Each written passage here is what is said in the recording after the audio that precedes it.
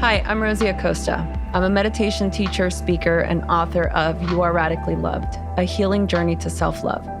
Look, I grew up in East Los Angeles during the '92 LA riots, and it set me on a troubled path. I didn't grow up with mentors in my life, so I turned to reading as many books as I possibly could to learn about the purpose of life. In my journey, I found that having these conversations gave me life, and I decided I wanted to create a place where I could share these conversations with my community. So come have a sit with me as we learn about, well, everything.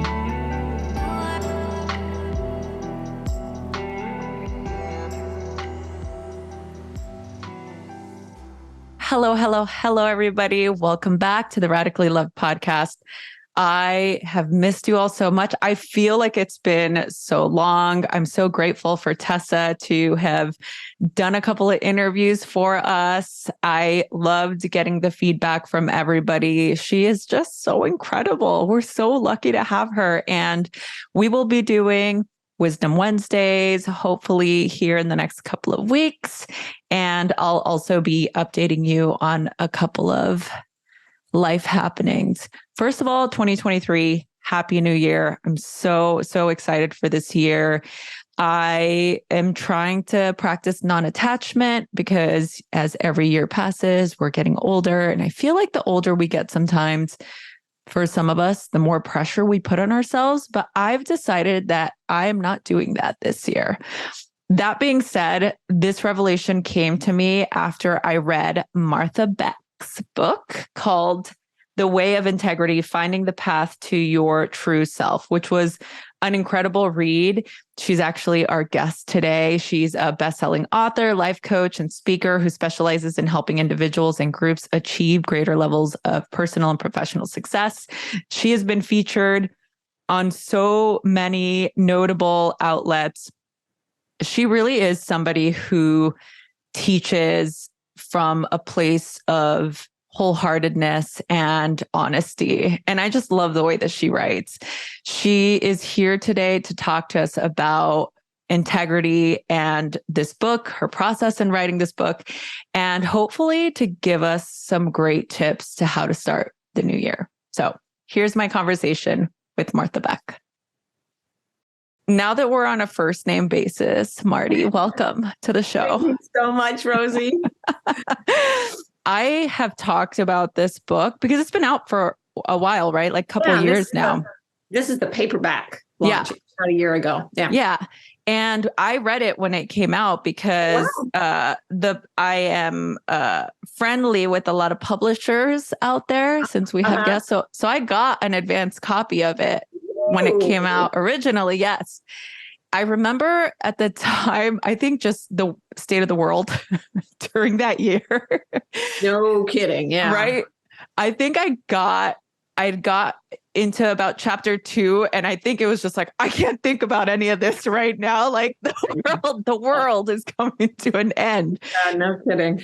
After, a couple of months, once we all got used to the new norm, it really struck me and it really helped me get through a lot of challenges that I was going through. And I think no matter where you are in your life and in your career or what age you are, I think that a lot of the lessons and a lot of the teachings that you talk about in this book, they're so timeless. And I really felt like a sense of comfort and ease.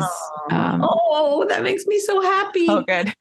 So I guess the first thing I'd love for you to talk about is the definition of integrity and what your definition is. Yeah. It kind of sounds like Sunday school, like have integrity, don't commit sins. And I'm not religious. So the definition to me is the literal definition of integrity, which means to be one thing whole and intact. And it's like if you are split from yourself, you're in duplicity. That's two things. Integrity is when you're just one thing. So it's like an airplane. If all the parts are working together is in structural integrity and everything flies. And if it falls out of structural integrity, it crashes, not because it's done anything wrong, but because things have to be aligned with reality in order to work. And that's the whole definition for me. Yeah. And I love that because initially, of course, the common definition that most of us think about is, oh, it's being honest and being Mm. truthful. And rarely, I didn't think about it until I read it there, where the idea of aligning and being intact and doing the things that make you feel whole, as opposed to what I think is going to make me happy, is really, I think it's a big obstacle that just we as a society face with the advent of social media and how we're constantly trying to aspire to some vision of success that we see out in the world. And it takes us out of what actually makes us happy. Yeah. Especially now. I mean, I'm curious for you, and this is a little, I got my list of questions. I want to make sure I ask you these, but I'm Okay. also just curious, like, we're in an age where there's so much anxiety and so much fear, especially in the last couple of years, right, that we've gone through. It seems like there was a lot of people that were going through this journey of self-inquiry, a lot of people quitting their jobs, a lot of divorces, a lot of people just sort of having the time that we need to do that Yeah. inner work, right? That self-reflection. I'm curious what your observation has been with either the people that you work with still or people that you've worked with, people you know. What do you think the biggest source of anxiety is right now for people? So funny because I just signed a contract to write a book about anxiety. So I've been studying hardcore for the last year since the other one came out. And you have nailed the problem. Because the first thing is, it's not just recent. Every human baby is born really socially impressionable. So we're born to be our true selves. And by the time we're like 4 or 5 months old, like tiny itty bitty creatures, we notice that the adults around us like it better when we smile than when we cry, or that, we're subtly being shaped. And because we're so social, when there's a conflict between our true nature and the pressure we get from culture, which means any other person or group of people, we sell out our true nature hard and we just become whatever the culture wants us to be. What's happening now, though, is that the culture has become so huge and so ubiquitous, and there's so many sources. I was reading a book by a wonderful author named Catherine May, who is autistic, and she was saying 150 years ago, I may not even have known I was autistic because there would not have been flashing lights and 100 voices a day and thousands of faces. Yeah. We didn't evolve for this. So what happens is we're freaking out because we're trying to conform with a culture that has become so huge and vast and speedy that it's beyond our capacity, and we're freaking out. Yes. Yeah. Yeah. It's a lot. It's a lot for us to handle, I think. Yeah. And I feel like a huge distraction. It keeps us distracted, or it keeps us in the woods, like you talk about. It keeps us in that state of, not seeing the reality of the world, or we're constantly numbing what is present. And I really like that at the beginning of the book, the different exercises. I think there's an exercise where you give certain statements and we're supposed to answer them out loud as you're reading it, like I'm sad or I'm afraid, or, all the fears that we have. And you talk about how saying it out loud, if one of those resonate or all of them resonate, for some reason, when I read, I'm like, they all resonate with me. Me too. And you say, if this gives you a sense of comfort, then you've said something that feels like a relief to you. And I'm like, what a breath of fresh air to be able to feel the ease of that truth. And I feel like in the industry that we're in, or, for me anyway, being in the world of health and wellness, and I feel like, we're not supposed to feel those things because we're supposed to be the models of mental health, and we're supposed to have everything be perfect. And especially with social media, I spent a lot more time than I do now. I had to take a break for my own mental health. And I feel like being honest sometimes feels like we failed somehow. Yeah. So can you Yeah. talk a little bit about that? Sure. Well, it's the same. The thing is, it's actually quite simple, but it has many forms. So, suffering, internal psychological suffering, it doesn't come from experiencing bad things. It comes from being separated from what we truly are. So the moment we try to, for example, try to be a better person when we're little, we have condemned our true selves. And the split between what we're trying to appear to be and what we really are is stressful. So what you're talking about is a subculture, the self-help and wellness industry, where the culture says, if you're one of us, you have no problems. You better show up looking just right. And if you have no problems and you're enlightened, then that is going to work well for you. But a lot of people in this industry and every industry, we try so hard to appear to be something we're not that we make ourselves sick. We split ourselves from our integrity, and we get sicker than anybody. Like people who are trying to be perfect. Another group is religious people, religious leaders and stuff. People are trying that hard that they're hiding their humanity and their flaws. They get crazier than other people and less whole and less, wholesome and good for other people. So any culture you're in is going to pressure you to be a certain way. And the moment it's not who you really are and you start to fake something that you're not, you've split and you will suffer. And that is not a judgment on you. It is physics. It is biology. It is the nature of not living your truth, that it hurts because your body and your psyche are trying to get you back to your truth. And suffering is the only thing that will get you to re-examine what you're doing. Yeah, I mean, it's so interesting how we don't actually examine any of it until we're in a state of suffering or a state or something happens or we're really sick or our relationship is going, through something really terrible because we've not been honest. Yep. There's so many things. And I've always been a big fan of sharing truth and honesty. In fact, right before we came on, I was telling you about how, like attempted GTA. It wasn't a full Grand Theft Auto, but I tried to steal a cop car when I was a teenager and I was completely sober. And the whole experience was just very bizarre, but it was a huge source of shame for me, especially when I became a yogi and I was teaching meditation. And I'm like, at the time living in Portland, Oregon, we're back in LA now, but we had moved to Portland, Oregon to,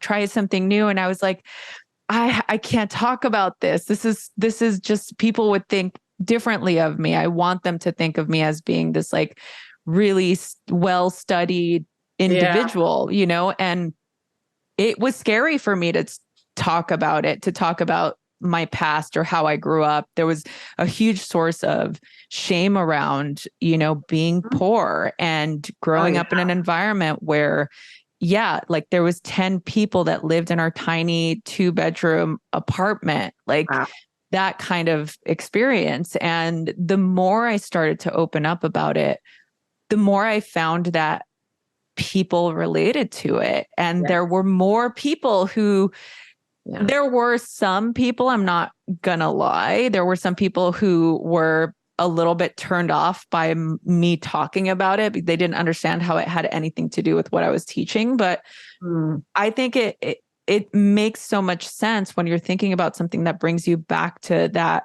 truth of who you are, that place where you do feel fulfilled. And it was like such a huge relief to be able to be honest, Yes.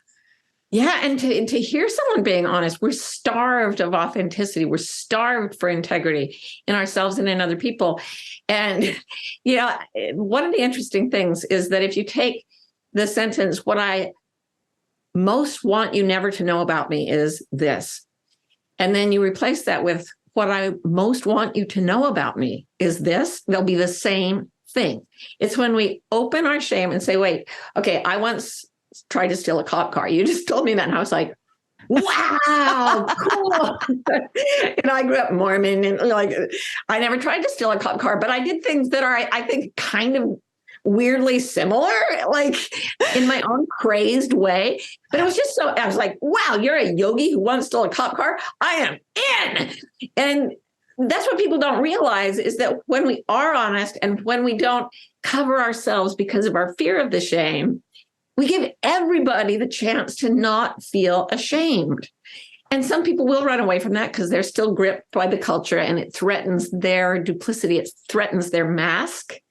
And what I say in the book is they'll always say, you're attacking my way of life. Mm-hmm. You know, if you think differently than I do, if you've got a different set of standards, you're attacking my way of life. But that's because their way of life is the only thing holding them together. The cultural pressure is the only thing holding them together because they've lost touch with who they are at the deepest, in the deepest way. Yeah. And when we go in and talk honestly about the things we're most ashamed about, that we come more quickly into integrity and things start healing inside us and around us.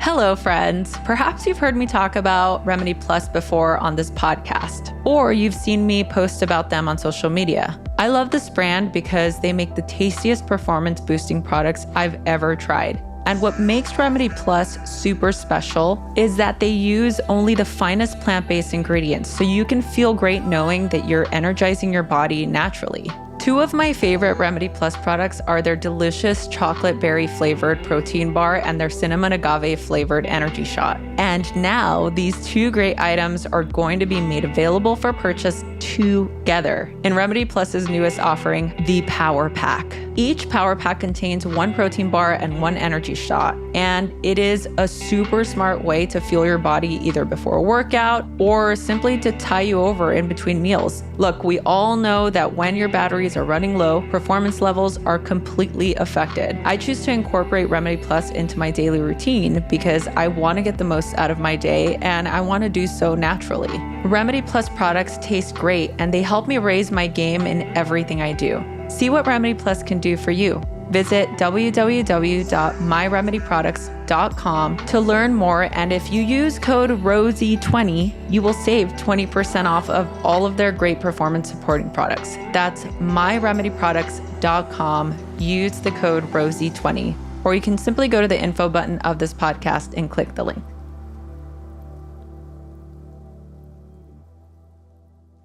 You know, one of the things too that a lot of our audience asks that we talk about, especially with our guests when we have experts come on, the idea of being on a path of self-inquiry or doing any type of contemplative practice, and it being so opposite of the culture. And I know about how you grew up. Again, it's like I've read so many of your work, so I know. That's why I'm like, oh no, we definitely have a commonality. There is that thread, you know.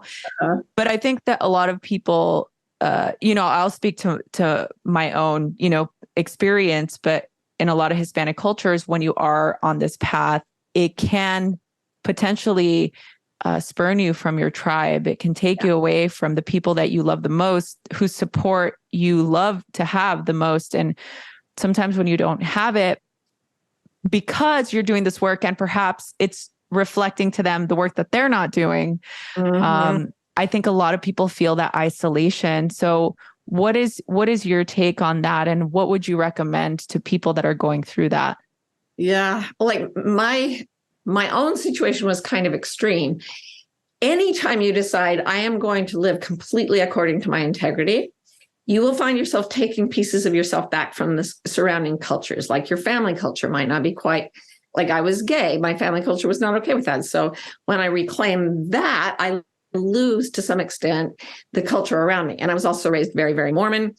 And so for me, coming back into my integrity in my late 20s meant that I really violated all the strictures of my culture, and I lost almost every relationship I had. And I got myself back. And guess what? Every single relationship I had did not add up to having my true self back. It was when I started to lose everything that I got everything back. But most people won't have that dramatic an experience. You'll just find that when you get into integrity, you feel peaceful. My partner calls it looking weird and feeling good. So it's like, oh, I'm a lesbian ex-Mormon. Whoa, that feels so much better when I just say it. And it looks weird to a lot of people, and they won't like you. And maybe years later they'll come to you and say, I also am a lesbian ex-Mormon. And they will have been freed by your story or whatever their story is. So you are going to actually rock boats. Not maybe, but yes.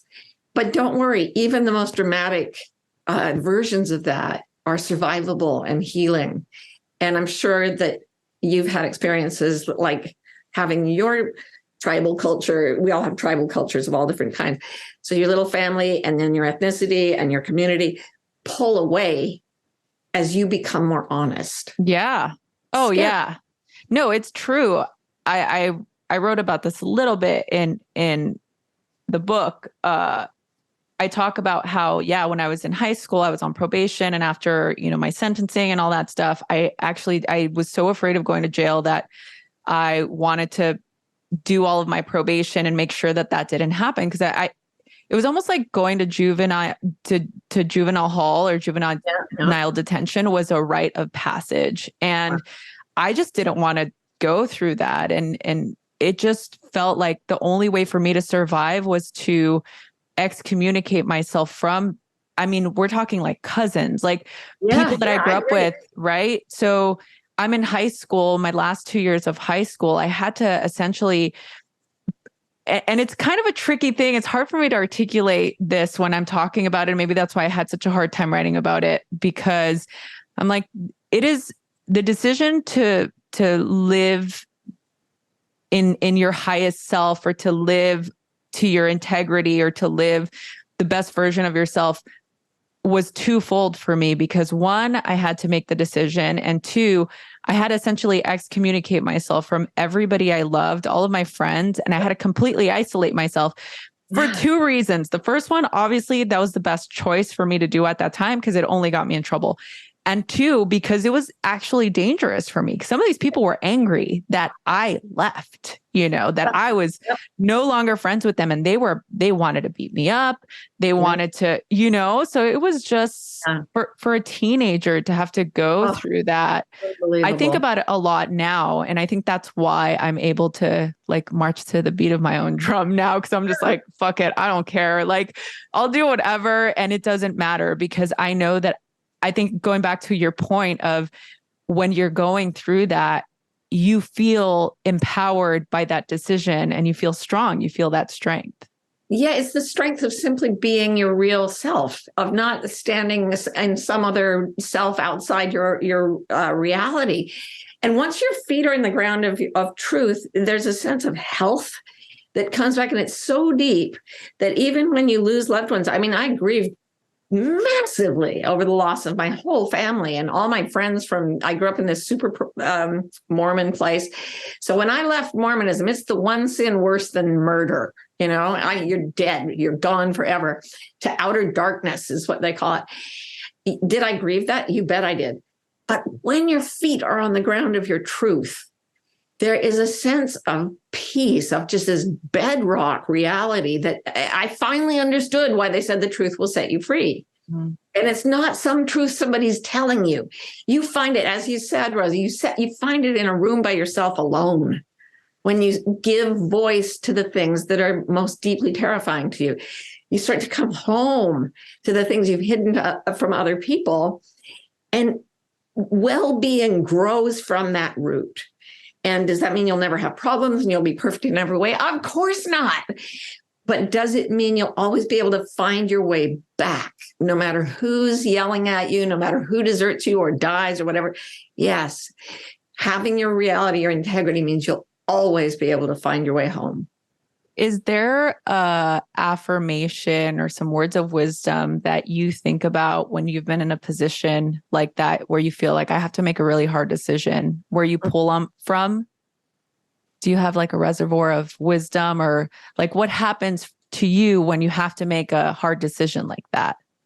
Well, there's one sentence that I have tested. I have gone all over the world. I've coached people in different cultures and different,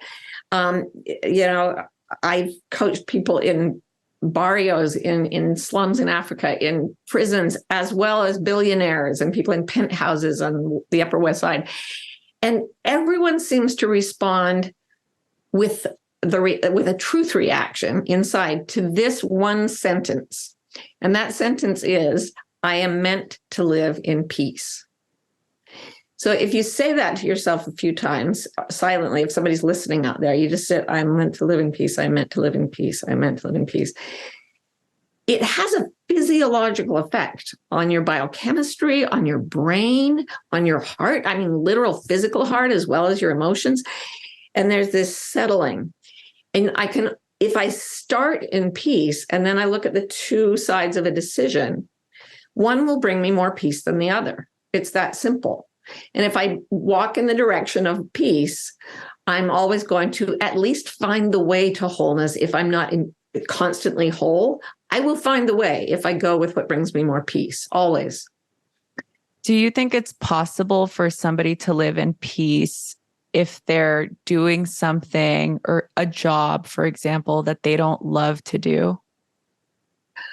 If they're doing it for a reason that is very true and peaceful for them, like when after I left Mormonism, I left my family, I left my home, I was a professor and I left my job and academia. I left everything in order to be true to myself. I made a New Year's resolution that I would not lie for an entire calendar year. And that was the year all this came down.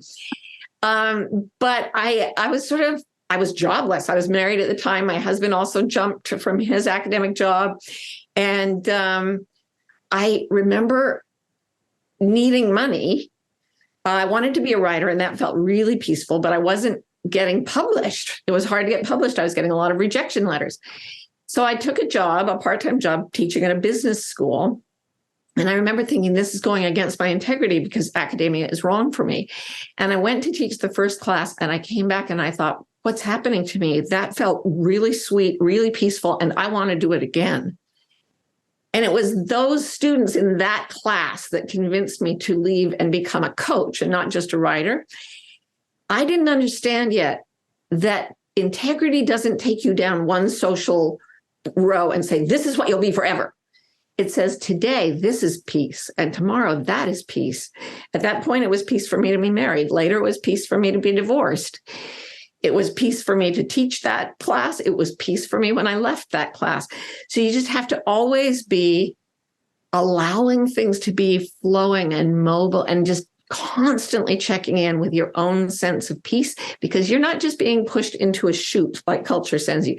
You are being led to your destiny, which is wild and singular, and no one can ever know it but you. Oh, I love that. I don't even know how to follow up from that. I'm like, yes, preach it. You're such a badass. Back at you. No, Let's go steal a car. No, I know. That's not peace. Marty, how could you?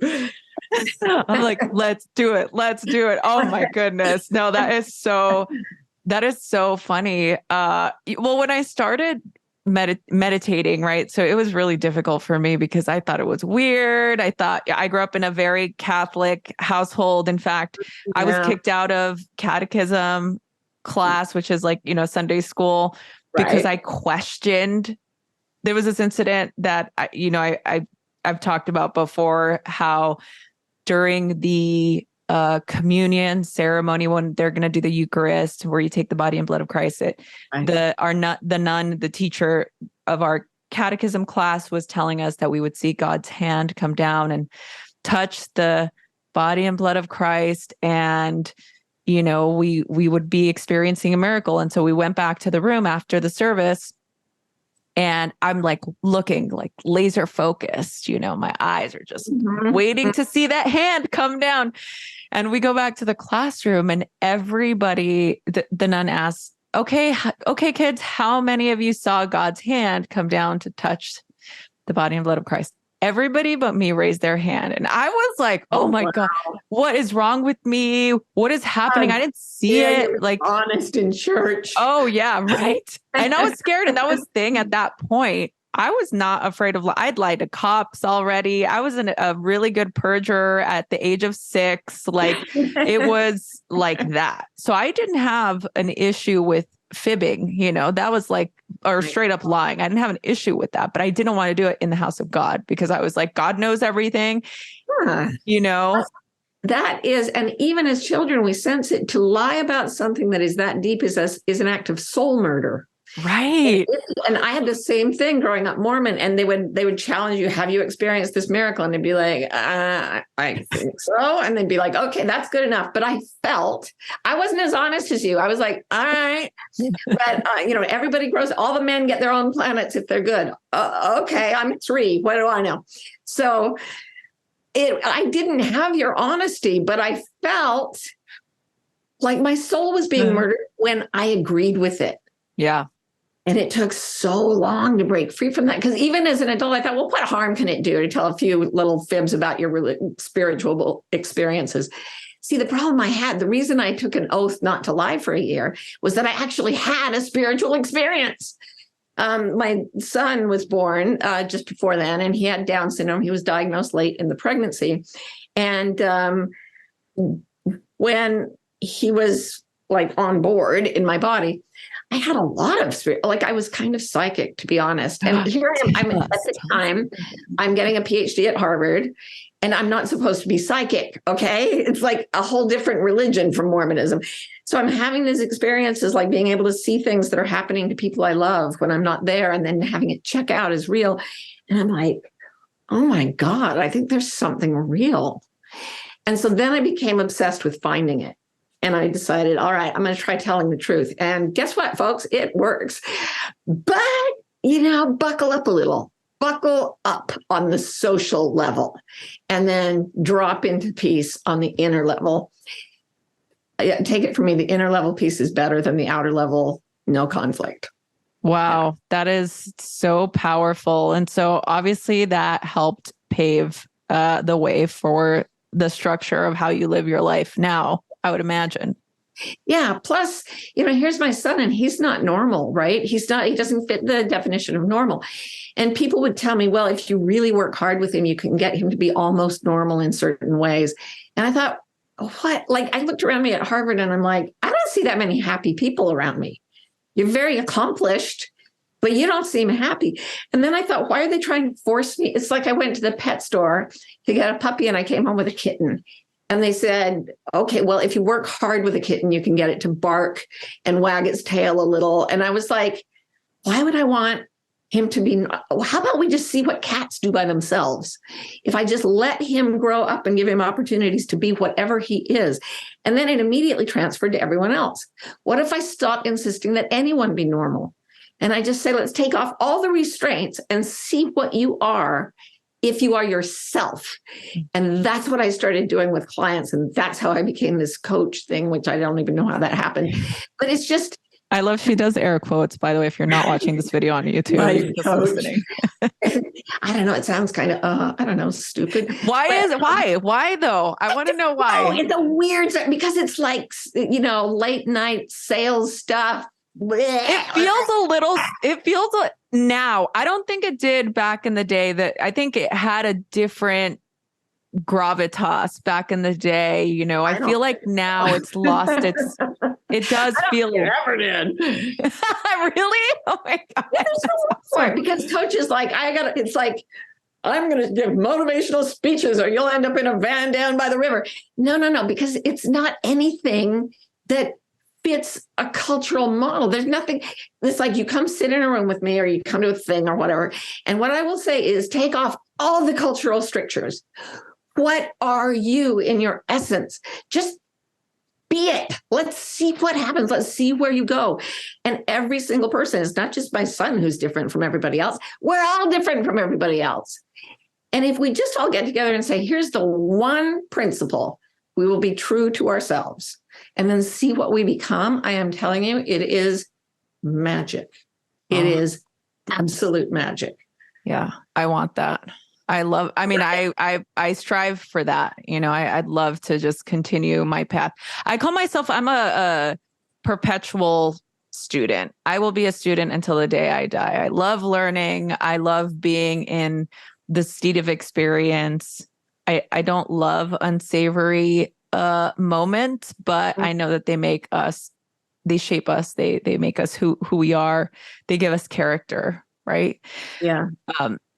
What has mothering taught you about yourself? It has taught me how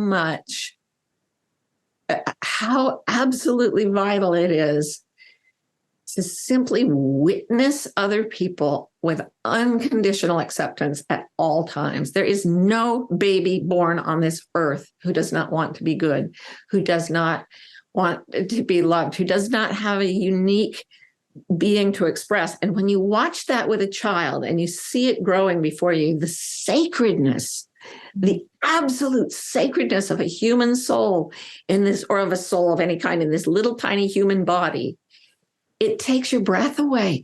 And then you walk around and you see all these people walking on the street and you're like, oh my God, every single one of you is a miracle. And there is no way you could ever be divorced from unconditional love, because you are like, nothing could stop me from loving you. And that's, parenting teaches a lot of people that, has taught me that. And it generalizes to the rest of the world.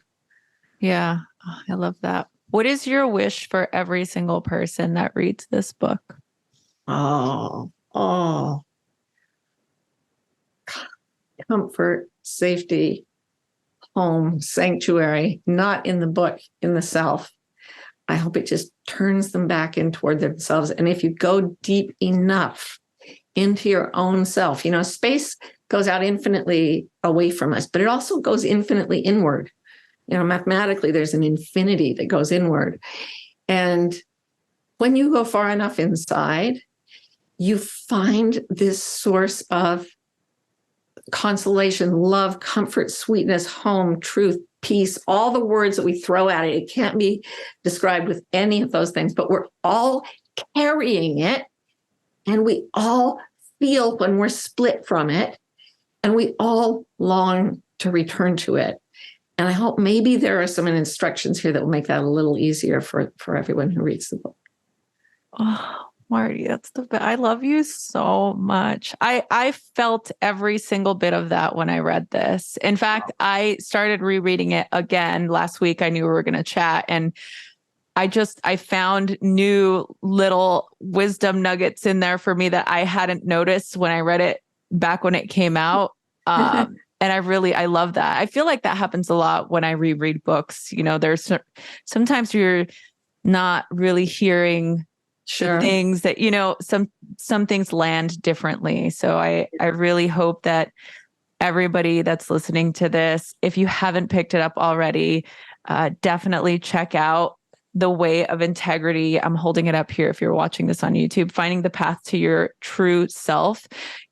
Martha Beck narrates this. If you're a Audible person, or if you want to listen to the audiobook, I like to do both. I like to read, and I also like to listen. So for those of you out there who are interested, I do have one final question before I feel like we've not even really got into. We're going to do this again, Rosie. Yeah, we definitely do, for sure. Before I ask you the final question, where can people go for more information or to connect with you? MarthaBeck.com. It's on the website. That's where we all are since the pandemic anyway, right? It's true. It's true.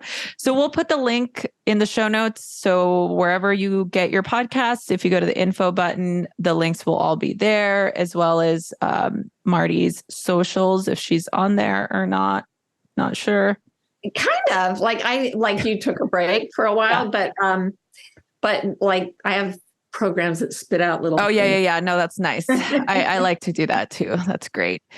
Okay, great. So final question. I asked this to all of my guests, and this being the first show of the year that people are going to listen to, I'm curious to hear your answer. So I started Radically Loved as this idea that we are all on this journey of life, and that we all are radically loved by God, source, universe, whatever higher power you believe in, that the universe works for us and not against us.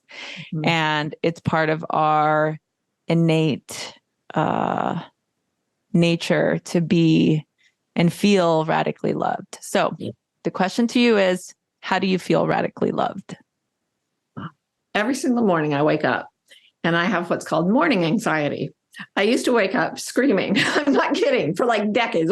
That was what actually woke me up. Now I wake up and it's just like, oh no. It's just this biological, oh no, for a few seconds. And it's like this echo from a lifetime of anxiety. And then I stop and I think, am I in trouble? Is anything in trouble? And then I just listen. And there's a sensation that soaks into me and it says, Marty, you're not in trouble. You're not in trouble. Nobody's in trouble. Don't worry. You're not in trouble. And it's a physical sensation of warmth and sweetness that actually goes through my physical heart. And then I'm in my real self and I can get out of bed. I love that. I love that. That's very comforting. I have a very similar story of how I wake up, and I love that you can feel the blanket of that radical love, and that's what wakes you up. Because we're not in any special category. We wake up anxious too. Yeah. Oh yeah. Oh no, I'm like, I don't have it figured out. I'm like, be wary of the people that tell you they have all the answers, because that is something to be scared of. Okay. Everyone, thank you so much for being here. I love you all so much. Happy New Year. Happy 2023. Marty, you are an incredible teacher, guide, sage. Your wisdom knows no bounds. I just want to say thank you personally for being somebody that I've looked up to, whose work I've read, who's inspired me. And I'm so glad that we were finally able to connect. Thank you, Rosie. It's wonderful to know you. Let's do this again sometime. Oh, let's do it. I'm going to hold you to that. Everybody out there.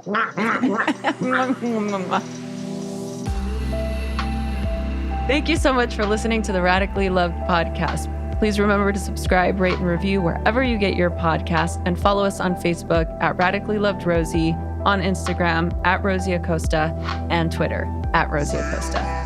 By the way, this is original music by DJ Taz Rashid. You can follow DJ Taz on Spotify and check out the best music for yoga and meditation.